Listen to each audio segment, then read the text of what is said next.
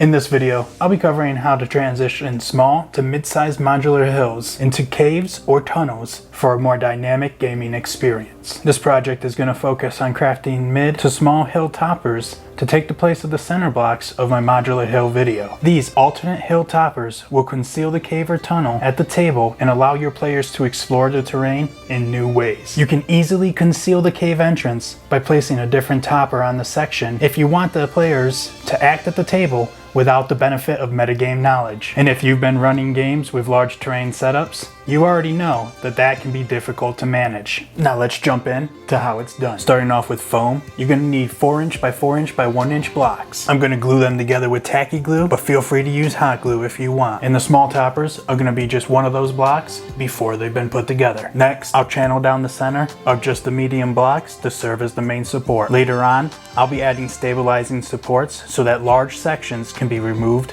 all at once. I love using the hot knife for this task. It really does make it a lot easier. The end caps are going to have the channel as well, but they're going to be stopped 1" in from the end. After I have the channel all carved out, I'm going to head back to using tacky glue, and I'm going to glue these guys down to chipboard bases. I won't be using magnets on these, so I didn't add any staples here. After that, I'm gonna work on the first style of cave entrance that I'm gonna make. I'll be covering other styles in future videos. I need to do it this way so that I can stay on the YouTube algorithm's good side. If I don't release a video every week, then my videos take a hit on how often they're recommended. If you'd like to help out with this problem, consider hitting the like button, leave a comment, and subscribing. Now I'm gonna use the stencil and mark things out with a pen for all the slopes. You can find this stencil for both the 8" and 4" slopes in the project overview. After this little bit of pen work has been completed, I'm going to grab my handheld hot wire, and by working each side separately, I'll carve the slopes into the hills. Then I'm going to add a bunch of plaster boulders that I cast earlier, carving into the foam where necessary to half bury them into the ground. After installing the boulders, I'm going to use the same technique that I used in my modular hill video, going over everything with drywall. This is going to give your hill toppers a more natural, realistic feel. There are other materials out there, but I'm choosing to use drywall here simply because it's very cheap and easy to get a hold of. And don't worry too much, if you get some in unwanted locations, you can always sand it off later. One quick tip when working with the drywall, come back to it after about an hour or so, and using your finger and some water, you can really smooth out any of the rough locations. After waiting for all that to dry, I'll sand off the sides and bottoms to make them smooth and flush. Then, I'll cover the whole thing in a PVA glue and lay down a layer of construction sand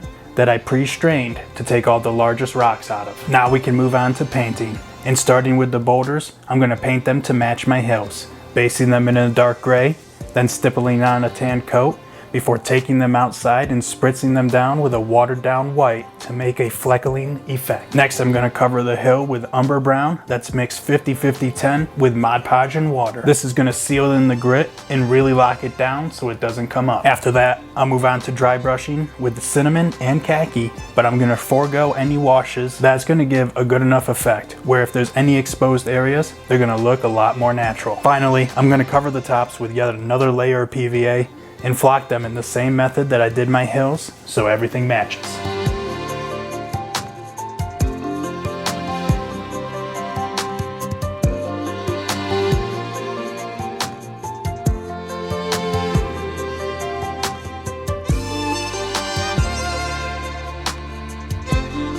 As I mentioned earlier, I realized during playtesting that I couldn't remove large sections of the medium-sized all at once without spilling over the scatter terrain. To correct this, I modified the stencil using these cheap nails so that I could add toothpicks on each side of the main support. I chose not to glue the toothpicks into one side for easier storage and to keep it more modular. Now, I'm briefly going to cover how I made the entry block for the caves. It's dead simple, but I thought I'd show it to you guys quickly. I'm going to use the circle tip of my wood burning kit just like I showed on my cave video. The important part while doing this is to leave some deliberate steps designed for miniature bases so that they can stand in the cave entrance. Then I'm going to use all the same techniques that I covered in my modular cave video. Now I'd like to thank all my amazing patrons, especially Michael and Natalie the Murphy Destroyer, for pledging at the shop foreman level.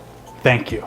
Hit like if you liked the video, subscribe if you want to see more, check out the modular hills here and the caves there, and until next time, keep all your fantasy fantastic.